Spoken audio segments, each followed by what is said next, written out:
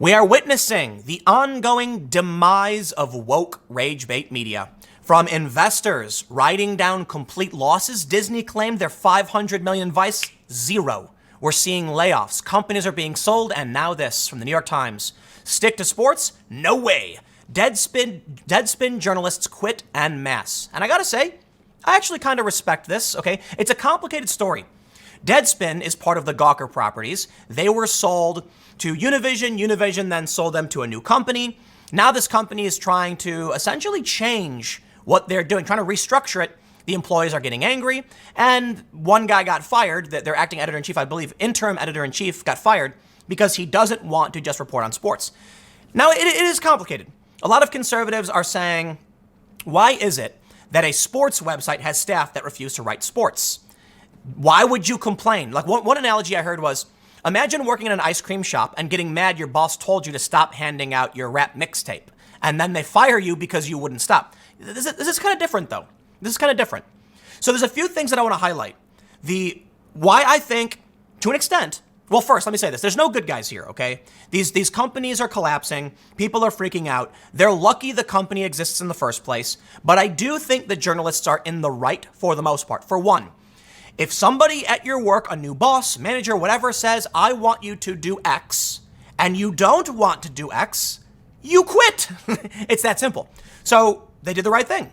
If your boss wants you to write about sports and you don't want to, you leave. And they all did. There was a bunch of people who quit. So this was yesterday, but there is more news. Apparently, they lost some other veteran writer, Drew McGarry. I don't know who these people are.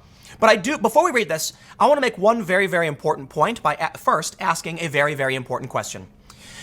Why is this news?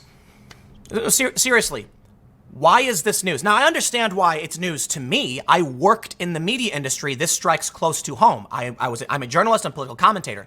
But why would anyone who reads the New York Times care about a microblog called Deadspin? I know microblog might be a little hyperbolic, but they're not the biggest site in the world. They're part of a network of sites that's been passed around by companies after the main company collapsed due to lawsuit. This is proof that journalists are narcissists who only care about themselves. Why Deadspin has been trending nationally in the US on more than one occasion following these stories. Why? Who cares? It's not relevant to the greater context of our country and the people who read news. But it shows you that journalists are only concerned about what affects them. And they're going, my friends got fired. I'm going to write about this. I don't care. Okay, now listen. The reason I personally care, outside of like a general, when I say I don't care, I mean as a general American, is this the most concern to you? No. What is Deadspin? Who cares? I don't get that much traffic. For me, I work in journalism, okay? I worked in the news industry, so this is a big story. But I want to break some things down. There are a lot of conservatives saying that this is a case of like a guy in an ice cream shop. I think I mentioned that already. Someone being told like, hey, you work for a sports website. Why aren't you writing sports? They shouldn't get mad about that. I disagree. I actually think all the fault goes right onto the new owners. And I don't think the journalists are in the wrong here. For one, they quit.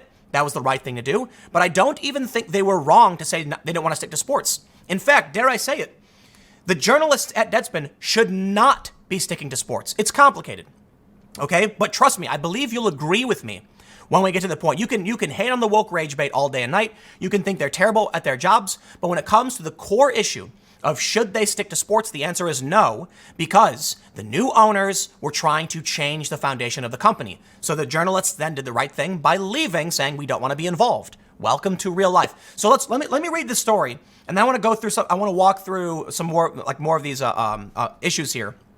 Before we get started, head over to timcast.com/donate if you'd like to support my work. There's several different ways you can do it, but the most important thing you can do is share this video, and this is probably the best reason why. You're looking at the collapse of media. These companies are failing, and the companies that aren't are big cable networks with tons of money. In order for me to compete with them, I ask you to consider sharing my content to help me grow, because YouTube's deranking and throttling. You get the point. Let's read this story, and then let's talk about what's happening in media. On Monday, the journalists at the freewheeling website Deadspin were instructed by its owners to stick to sports. On Tuesday, the site's interim editor-in-chief, Barry Pacheski, was fired for refusing to obey that order. On Wednesday, many longtime staff members quit in protest, hurling Deadspin into chaos. Now let me just stop and say, Deadspin, along with all the other Gawker properties, have been in chaos for quite some time. I'm not going to blame it on this. At least 8 Deadspin journalists announced their resignations on Twitter, casting doubt on the future of one of the most popular digital properties owned by Geo Media 6 months after a private equity firm bought the company for an undisclosed price. I'd be willing to bet it's $1. I'm half kidding. Laura Wagner, a reporter who was among the 6 staff writers out of 10 who quit in August, What is this? It's not even a sentence. In August, Mrs. Wagner wrote a deeply reported and highly critical story for Deadspin on Geo Media and its chief executive, Jim Spanfeller. Joining her in saying that they had resigned were, I'm not going to read all these people. Firing Barry yesterday was a disgrace, Mr. Lay said in a text message, and the direction that management wants to take the site in is something I cannot get on board with. Now, the first point. It was not a disgrace to fire Barry. It's called insubordination. If you do not want to do the job they've tasked you with, then you will be fired. So these people aren't quitting necessarily because the company wants them to stick to sports. Right, I think it's fair to point that out. They're more angry and saying, how dare you fire Barry? No, listen. At the end of the day, though, if you're leaving because you don't want to do it, it's the right thing to do. But now I want to tell you, the conservatives are getting this one wrong. Right, there was one guy, like I mentioned, the rap tape at the ice cream shop. No. Let me explain something to you. Imagine you worked at a burger joint that also sold rap mixtapes. And you knew that if you got hired, you'd be doing a ton of rap sales. And that rap mixtapes actually tended to sell a lot better than burgers, though you didn't do it all the time. Imagine then the company gets sold. You work for this company specifically because you know it's a burger shop that mostly sells rap mixtapes.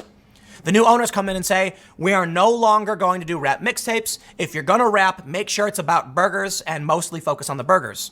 And then the manager who worked at this company before the new owners comes in and says, I don't want to do that. Listen, the guys who bought Deadspin should have known they were not buying a sports website. They were buying woke rage bait.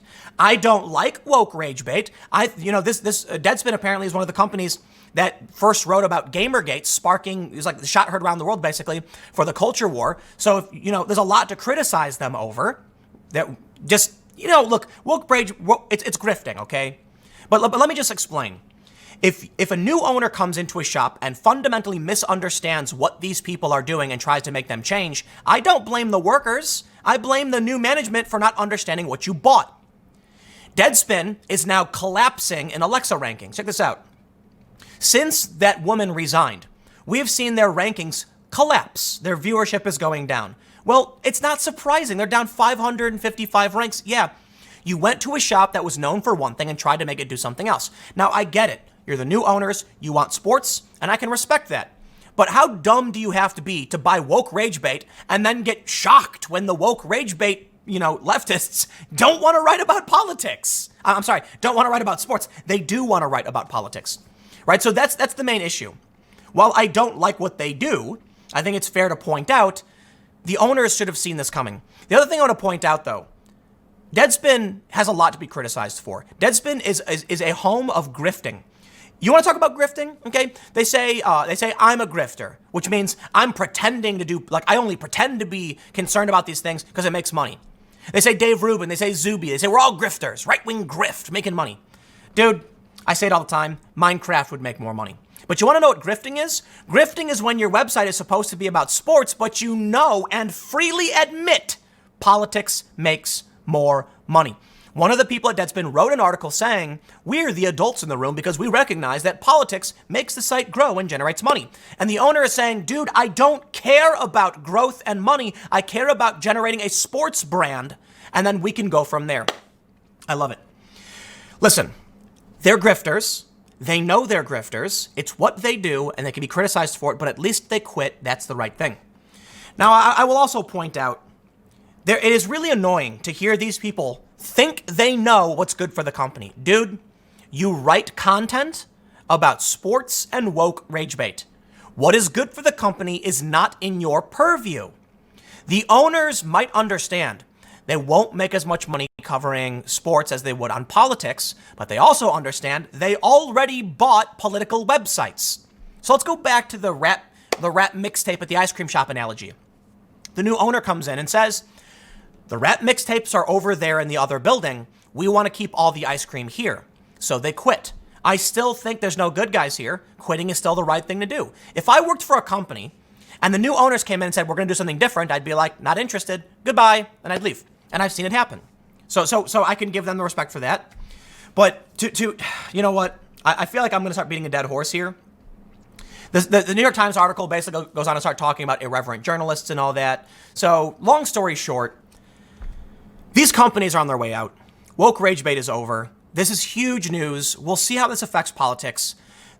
The last thing I'll circle back on, the only reason the New York Times wrote about this is because journalists are narcissists. And that's what I said in the beginning. They're narcissists, and they're so concerned about writing about themselves and their lives, and they want you to feel sorry for them.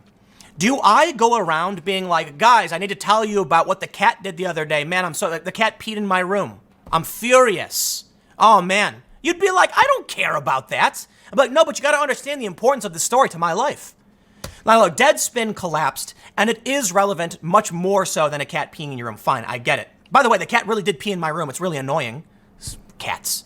Anyway, if it's like, imagine if someone came to you and like you're hanging out playing video games and they started talking about, I don't know, their kid's daycare or something, and like what the teacher was saying, you'd be like, that's crazy. That's crazy. And it's like, the joke is, by the second time someone says that crazy, wrap your story up, we're done, we don't care. But this is a whole new level of narcissism. So I've got two things. This story, save it. It's a good example. You know why? If you want to explain to people how the media loves writing about themselves and how they're narcissistic, show them this story. You know why? They'll say, I don't get it. What's Deadspin? Exactly. What's Deadspin and why is it relevant to anyone outside of New York media? Then show them the image of Trump with the dog, the photoshopped image that I talked about earlier, because then people are going to be like, why are the journalists talking about this? And you say, listen, we can see two things here.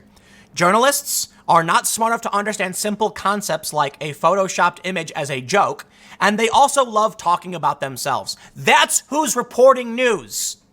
You can see why this is insane, because we don't know what Deadspin is. The average person is going to be like, I don't even know what Deadspin is, dude. I know what Barstool Sports is, but what's Deadspin? That's what the average person will probably say to you. They're also going to say, I could tell the dog in the photo was not real and it was a joke. Yeah, but the journalists can't. So what do you think happens then when they write about Syria or impeachment? They're sitting there looking at a fake photo going, is this real? Duh. I'm done. I'll see you guys at 4 p.m. YouTube.com/Timcast. It is a different channel.